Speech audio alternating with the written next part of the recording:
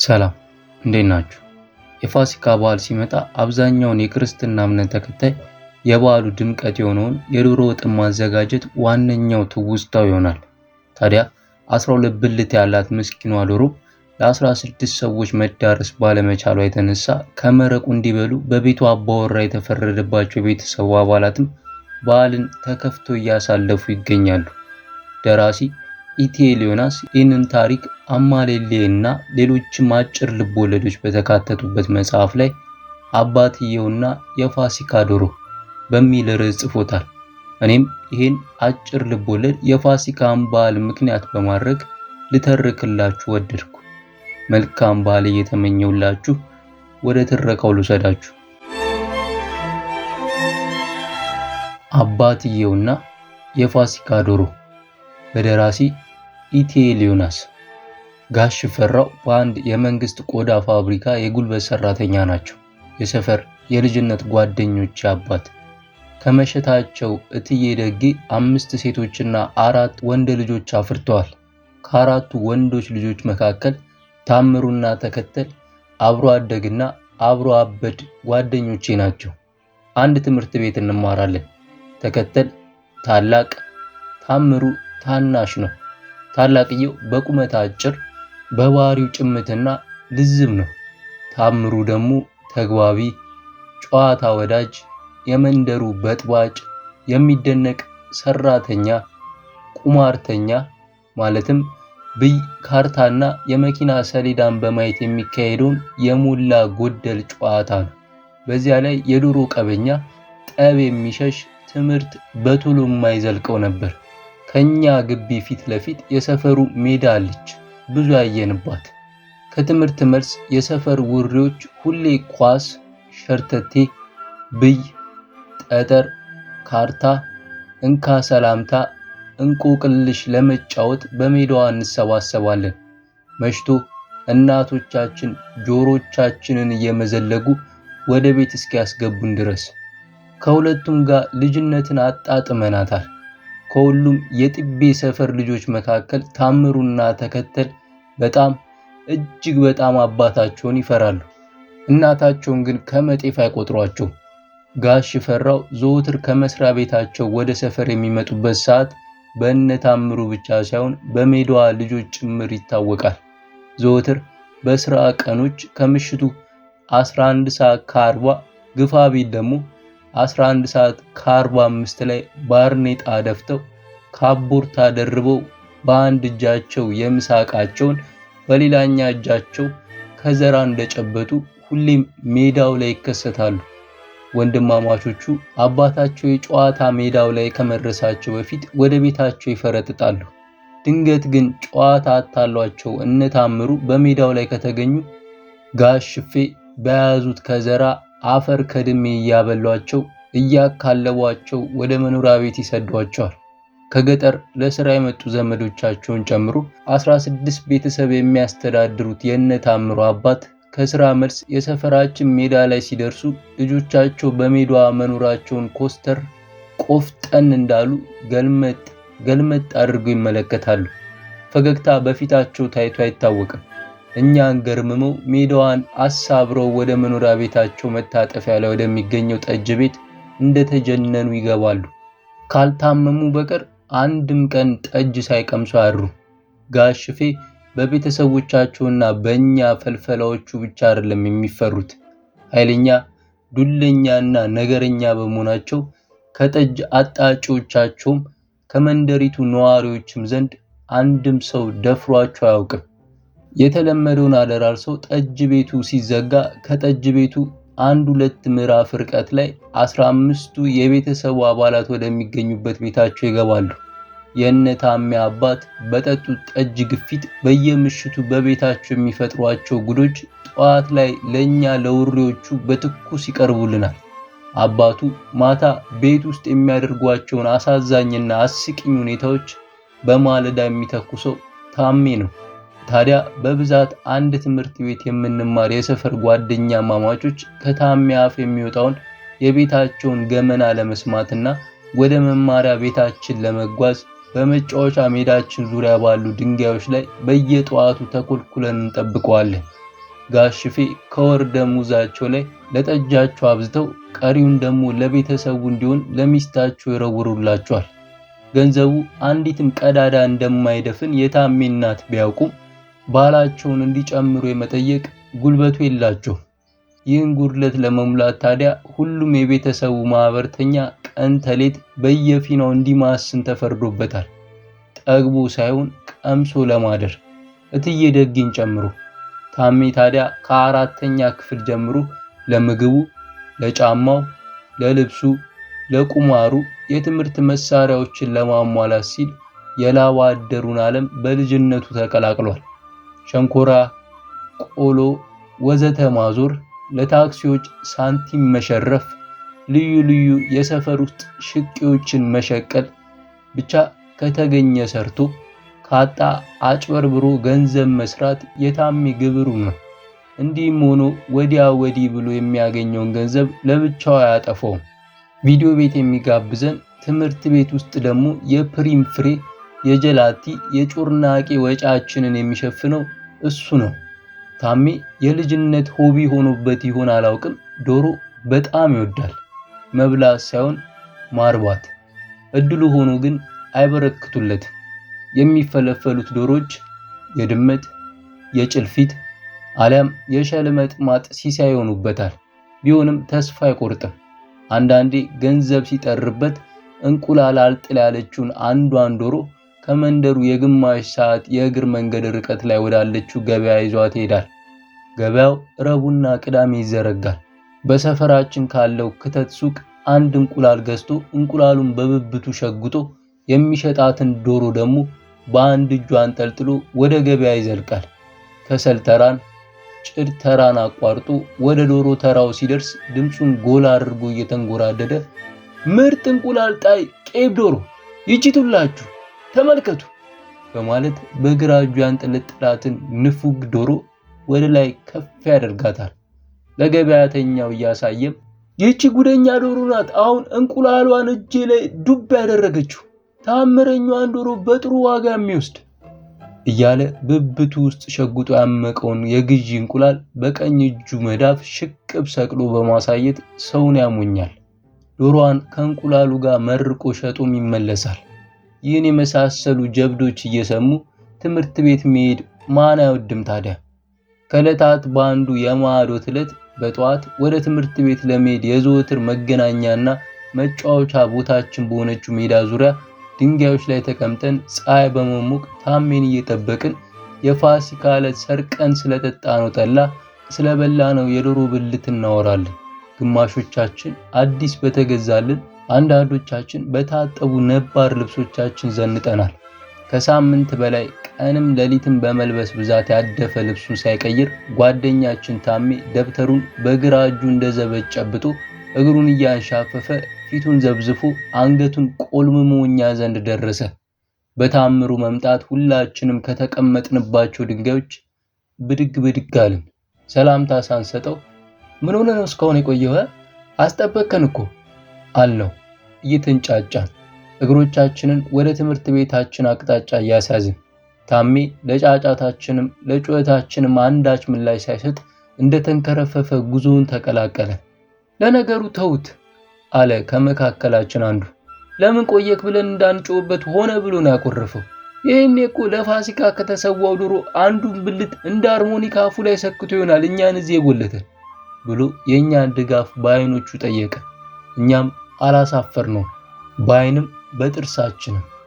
ተወኝ እስቲ አቡ፣ ብዙም ሳልዘገይ ቆየ ብላችሁ ብሽሽቅ ውስጥ አትክተቱኝ። ደግሞ ከዶሮ አጥንት ጋር ስታገል ምናምን ብላችሁ የሌለ ነገር አታውሩ። ታሜ ሁላችንንም ቆጣ ብሎ ባይለ ቃል ተናገረ። ያ ሳቂታና ተጫዋቹ ልጅ ብዙ ጊዜ እንደዚህ ተከፍቶ ስለማይታይ መተረቡን ትተን ሁላችንም እሱን ወደ ማብረዱ ገባን። በዝምታም ትንሽ ተጓዝን። ከዚያ ታሜን ለማብሸቅ የሞከረው በማስተዛዘብ ታዲያ ታሜ ምን ሆነሽ ነው? ከላይ ሰፈር ልጆች ጋር ተጣላሽ እንዴ? አለው ከአውራ ጎዳናው በላይ ካሉ ልጆች ጋር የዘወትር ጠበኞች በመሆናችን። አይ አልተጣለው አለን እየተቅለሰለሰ።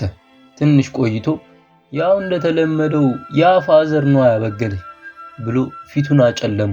የልጅነት ተስፋ ማጣት ባጨለመው ገጹ ላይ ተነሰነሰበት። አባቱ ጋሽ ሽፈራው ማታ ማታ ከጠጅ ቤት መልስ ቤተሰቡን እንዴት እንደሚያምሱት ብዙ ጊዜ እንሰማለን። እሱም የአባቱን ስራ አይደብቀንም። ከዚህ ቀደም በቤታቸው የተፈጠሩትን ነገሮች ሲነግረን እየተዝናናና እየሳቀ እንጂ እንዲህ ባለ የሐዘን ስሜት አልነበረም። ሁላችንም ወሬውን ለመስማት ጓጓን። ምነው ፋዘር በበዓል ምድር ተቆጡሽ እንዴ? ሲል ጠየቀ ከመሃላችን አንዱ በአስተዛዛኝ ድምፅ። በምሬት በመሰላቸትና በቅያሜ የተለወሰ ፈገግታ በታሜ ፊት ላይ ተረጨ። አይኖቹ እንባ ማቆርዘዝ ሲጀምሩ በፍጥነት ወደ ምርዲቱ አጎነበሰ። ጉንጩን ልሰው ከምርዲቱ ጋር ሊቀላቀሉ የተነጣጠሩ የእንባ ዘለላዎቹን በልውጦ ትንሽ ቆየና እንዳጎነበሰ ወሬውን እንዲያጫወተን።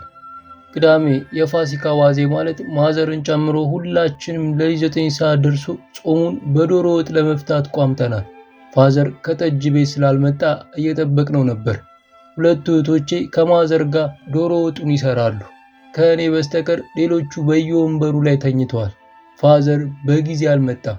እኔ ከአሮጌ ብጥስጣሽ ጨርቆች አዲስ ኳስ እየሰራው የሼባውን መምጣት በጉጉት እየተጠባበቅኩ ከሌሊቱ 8 ሰዓት ተኩል አካባቢ ይመስለኛል ፋዘር የደጁን በር እጁን አሾልኮ ሲከፍት እኔና ማዘር ሰማ ነው። እኔ የምሰራትን ኳስ ከአንዱ አግዳሚ ወንበር ስር ሸጉጬ ተነቃቃውና በስራ ተቀመጥኩ።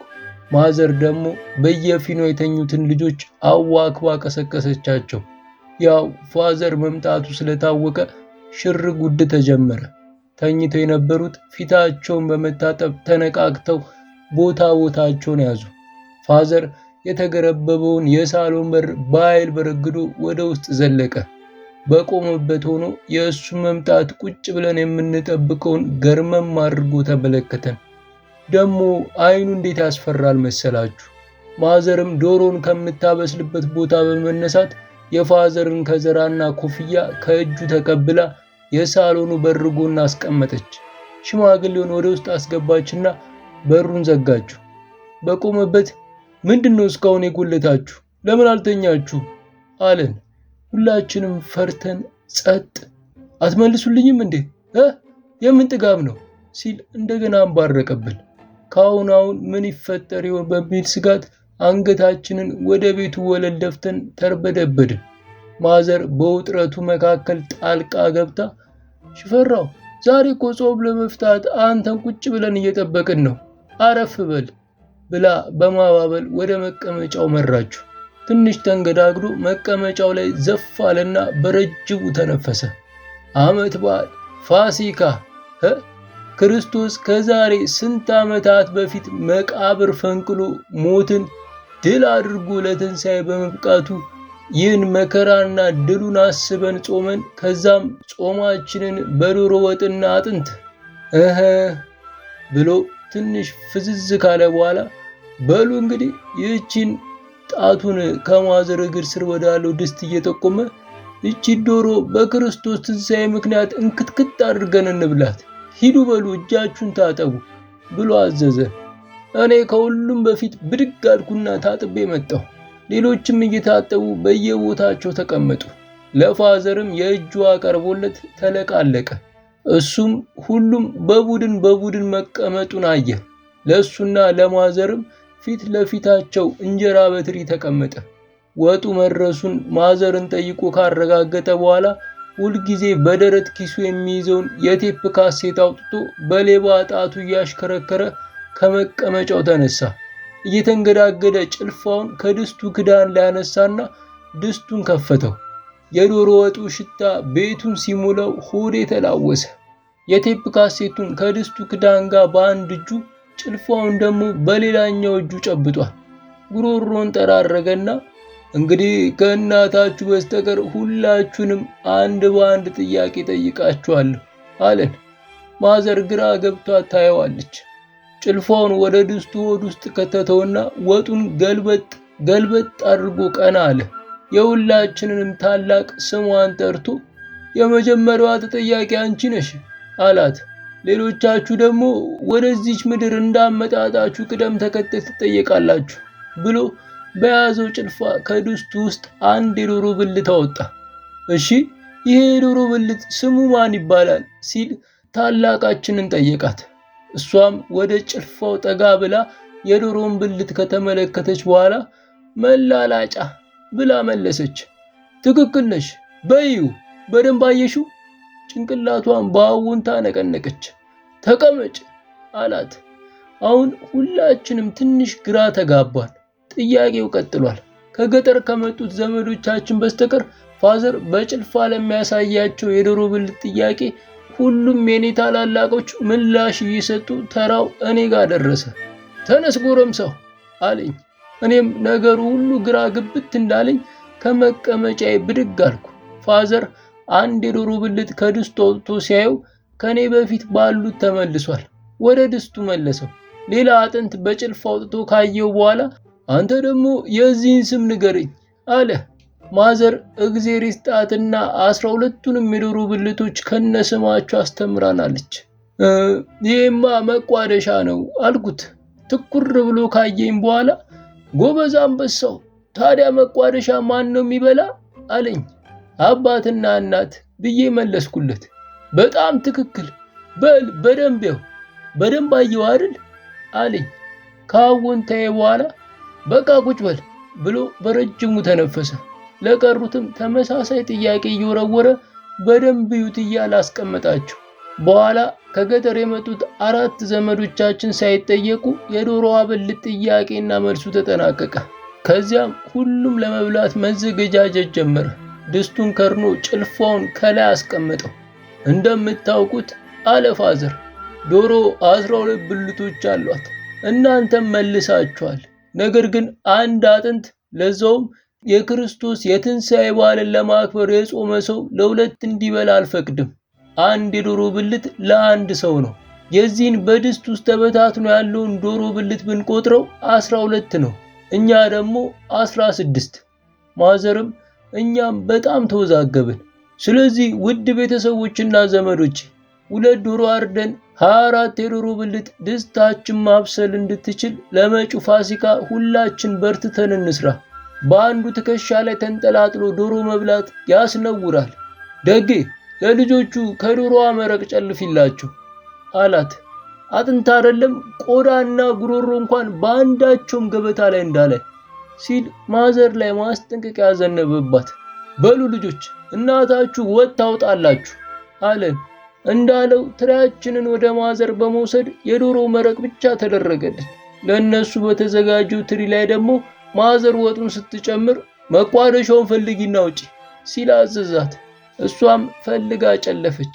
ፋዘርም መቋደሻውን ለሁለት ከፍሎ አንዱን ለማዘር በግድ አጎረሳት። እሷም ጉርሻው እየተናነቃት እንባ አይኖቿን እየሞላው ዋጠች። እሱም ለራሱ ቀሪውን መቋደሻ ጠቅልሎ ጎረሰው። ይጣፍጣል ባክሽ፣ እስኪ ፈረሰኛውን ሲል ወዲያው ፈረሰኛ ካለ ጋላቢው ከፊቱ ተጋደመለት። ስጋውን ገንጥሎ ከጎረሰ በኋላ እያላመጠ ከመቀመጫው ተነሳና እስካሁን በግራ እጅ ይዞት የነበረውን ካሴት ለራዲዮ አጎረሰው። ሙዚቃውን አለፍ አለፍ አድርጎ የሚፈልገውን ሙዚቃ ሲያገኝ የራዲዮኑን ድምፅ በጣም ጨመረውና በሉ እንግዲህ በዶሮ አጥንት ፈንታ ይህን ሙዚቃ ተጋብዛችኋል አለን። ጥላውን ገሰሰ ምግብማ ሞልቷል አምላክ ማይነሳኝ የፍቅር ረሃብ ነው እንዲህ ያከሳኝ። ወሬውን እንደመጨረስ ያደረገው ታሜ ከአንገቱ ቀና ብሎ በቦዘዙ አይኖቹ አፋችንንና ጆሮአችንን ከፍተን የምንሰማውን ውሬዎች ተመለከተ። የሚገርማችሁ መረቋ ብቻ የደረሰኝን ዶሮ እኮ እኔው ራሴ ገዝቼ ያሳደግኳት ናት። አመሰግናለሁ። ሰብስክራይብ በማድረግ ሌሎች ትረካዎችን በማዳመጥ ከኛ ጋር ይወዳጁ።